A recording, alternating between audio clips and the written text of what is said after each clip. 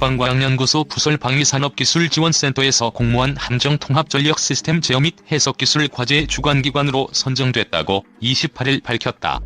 이는 전전기 함정의 핵심 기술이다. 전전기 함정은 함정에 탑재되는 모든 장비와 무기체계에 소요되는 동력을 전기로 대체한 함정을 뜻한다. 전기 추진체계가 적용된 함정은 수중방사 소음을 최대한 제한할 수 있어 함의 생존성 확보에 유리하며 대용량의 전기를 소모하는 레일건 등 미래 무기체계와 스마트십 체계를 함정에 적용하는 데도 알맞다. 대우조선해양은 한국전기연구원, KT, 국민대 등과 컨소시엄을 맺고 2024년까지 함정통합전력시스템의 제어 시스템과 시뮬레이터 등 핵심 기술을 개발할 예정이다. 이번 연구 개발 과제는 대한민국 해군의 차세대 전전기 함정에 적용돼 작전 수행 능력, 함 생존성 등 함의 핵심 기능을 향상시킬 것으로 기대된다. 대우조선해양은 2012년 대한민국 해군과 차세대 한국형 구축함의 개념 설계를 이미 수행한 바 있다. 이번 연구를 통해 전전기 함정 분야에서도 방산 선진국들과 경쟁할 수 있는 기술력을 확보할 전망이다. 최동규 대우조선해양 중앙연구원장은 이번 과제를 발판으로 차세대 함정을 세계 최고의 전전기 함정으로 개발해 대한민국 해군의 해양 주권 수호에 기여하겠다고 말했다. 전차를 주무기로 진격해온 북한과 달리 남한은 1949년 미군 철수 후 전차도 전투기도 없었습니다. 병력과 무기 모두 북한에 비해 현저히 불리한 상황에서 북한군은 전쟁 발발 3일 만에 서울 진입에 성공하게 되었고 다급해진 남한은 미군과 유엔군의 원조로 한국 최초의 전투기와 전함을 갖추고 병력을 재편성하게 됩니다. 이러한 노력으로 낙동강까지 밀려났던 남한은 인천 상륙작전 성공을 계기로 압록강까지 진격하였지만 중국이 참전함에 따라 일사후퇴를 하게 되었고 그로부터 2년이 넘는 시간 동안 많은 피를 흘려 현재의 휴전선이 만들어지게 되었습니다. 한국전쟁은 우리 영토에서 발생했지만 우리의 의지와 능력보다는 주변국의 영향권에 놓이는 전쟁이었습니다. 휴전이 되고 나서야 군사지휘체계의 중요성을 절감하여 1954년에 합참본부를 구성하게 되었고 박정희 대통령 시절에는 경제발전과 함께 자주국방을 주창하여 독자적 능력으로 북한을 막아낼 수 있는 국방력의 필요성에 대해 국민들의 공감대가 형성됩니다. 안보는 안정적이고 지속적인 투자를 통한 우수한 무기체계 보유 여부에 직접적인 영향을 받기 때문에 안보 분야에 대한 투자 재원 마련을 위해 1970년대에 들어서는 국민들의 방위성금 모금, 방산육성기금 설치 등의 활동이 펼쳐졌습니다. 이렇게 모은 성금으로 방산 육성을 위한 제도적 인프라를 구축하여 소총 및 곡사포 등 기본 장비를 개발, 생산할 수 있었으며 1980년대에는 더 나아가 외국과 협력하여 F-5 전투기, K-1 전차 등을 개발하고 생산하게 됩니다. 이러한 노력의 결과로 드디어 2000년대에 들어서서 선진 무기체계를 우리 손으로 개발하고 수출까지 하는 시대가 펼쳐지게 된 것입니다.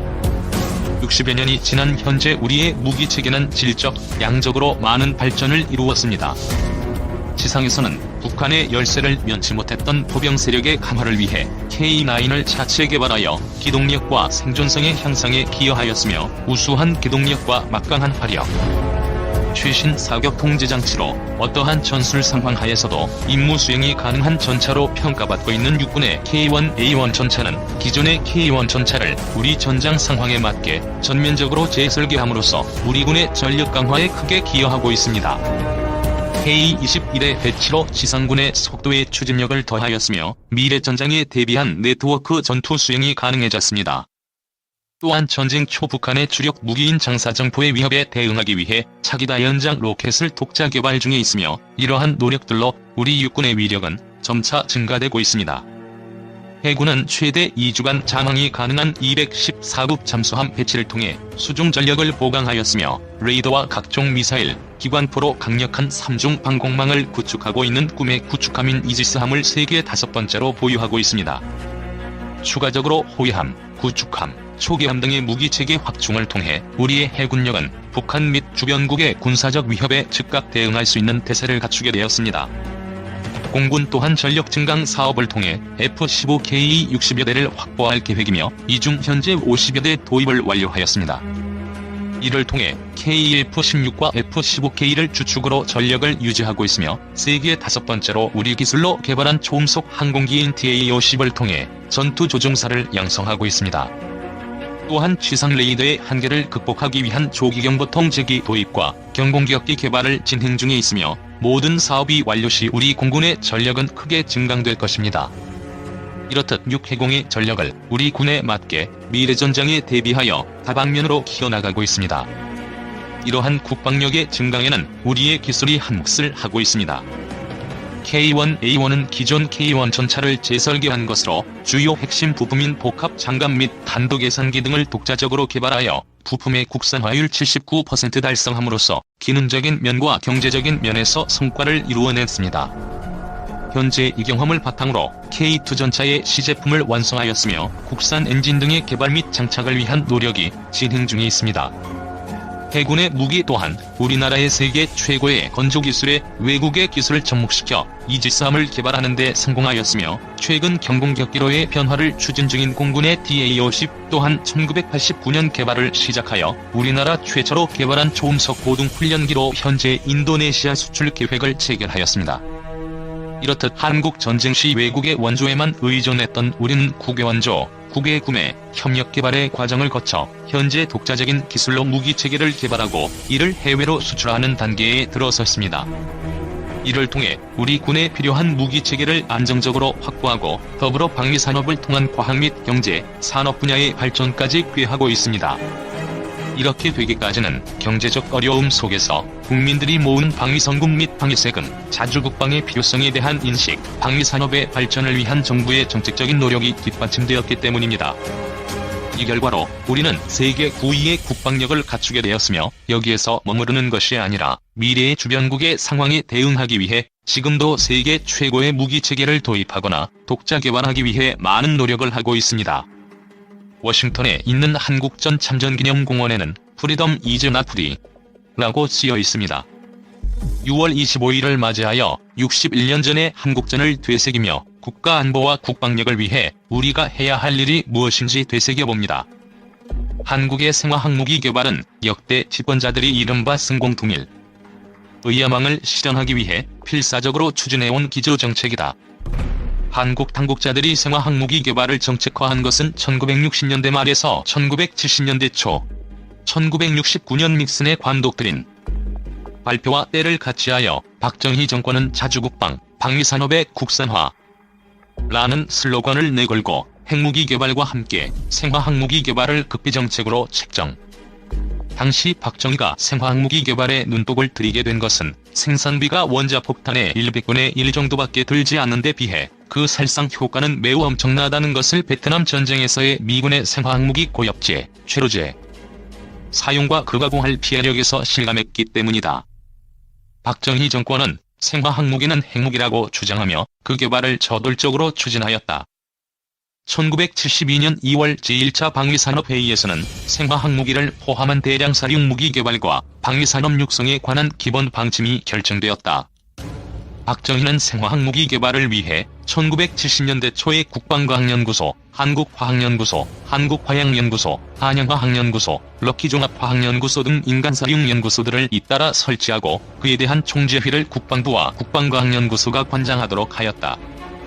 그 이후 국방부 산하의 세균무기연구소, 화학탄연구소, 31화학실험소를 신설하고 생물무기 연구 개발은 세균무기연구소가 전담하도록 했고 화학무기 연구 개발은 화학탄연구소, 31화학실험소, 민간화학연구소들이 긴밀한 연계 밑에 추진하도록 함.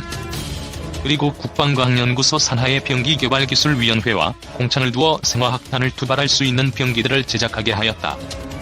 박정희 정권은 1971년 7월 서울에서 열린 한미국방장관회의에서 한국국방과학연구소에 대한 미국의 기술 지원 합의가 이루어진 후 생화학무기 개발 두뇌진들을 미국에 급파하여 1년 동안 연수시키는 한편 1972년 1월에는 미 국방부 기술지원팀을 초청하여 기술 이전을 받도록 하였다.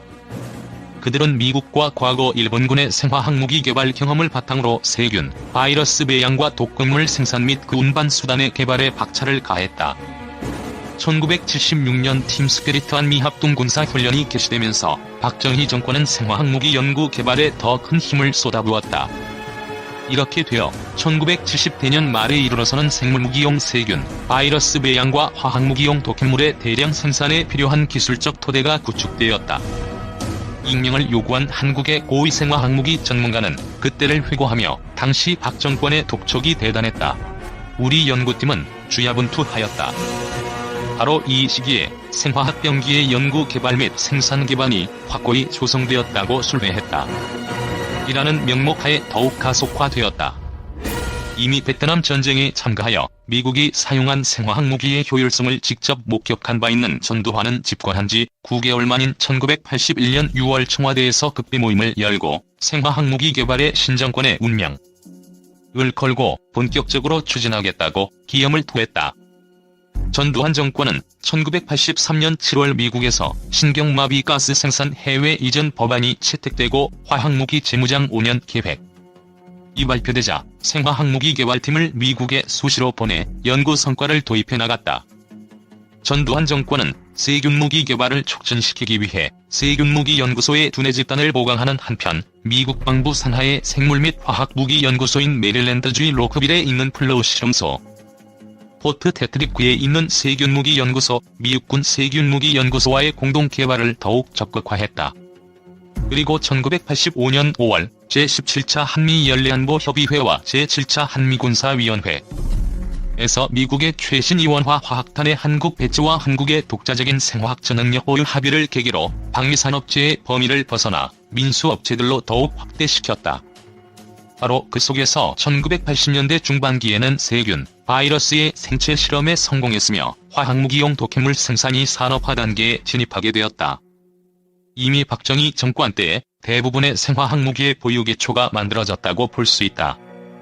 그 후 1991년 3월 미 해군 공보처가 한국이 생화학무기를 보유하고 있다고 인정하였고 1997년 8월 뉴욕타임스 지가 한국이 세계 4번째의 생화학무기를 보유, 생산하고 있다고 폭로한 바 있다. 한국은 현재 3,000톤 정도의 화학무기를 보유하고 있으며 평시에는 3,000톤, 전시에는 1만 2,000톤을 생산할 수 있는 능력을 갖고 있다며 신경성과 수포성, 혈액성, 구토, 최루성, 독성 물질 등 종류가 다양하다고 밝혔다. 그리고 한국의 생화학 무기는 군용 화생방 장비로는 탐지되지 않으며 현재 사용되고 있는 방독면이나 보호의로는 방어가 불가능하다. 한국에서 생물 무기 개발과 저장은 그 위험 수위를 훨씬 넘어섰다. 생물 무기 개발의 본거지는 지금까지도 그 존재 자체가 최대 극비로 붙여지고 있는 국방부 산하 세균무기 연구소이다. 이곳에는 수백 명에 달하는 기술 인력이 외부와의 일체 차단 속에 세균무기 개발에 종사하고 있다. 한국에서 세균무기 연구 개발에 종사하는 인원은 세균무기 연구소, 미생물 연구소들과 미국 방부 산하의 세균무기 연구소들에 있는 해외 연수생들을 포함해 1천여 명을 웃돌고 있다. 한국에서의 세균무기 연구 개발은 독자적인 개발보다는 주로 미국과 합작의 방법으로 시작되었다. 세균무기 연구 개발에서 한미 간의 상호 결탁이 이루어진 이유는 한국으로서는 세균, 바이러스 배양과 실험, 세균전에서 이미 오랜 경험과 과학기술적 토대를 완전히 갖춘 미국의 도움을 받자는 것이었으며 미국으로서는 새로운 세균 무기의 생체 실험 완료와 그 파급 및 효과성을 검증하기 위한 시험장으로 한국이 적합했기 때문이었다. 한국 당국자들은 미국의 요구에 따라 1970년부터 1976년까지의 기간에만도 의과 수술로 버려진 샘플을 미국 플로우 실험소에 혼합 바이러스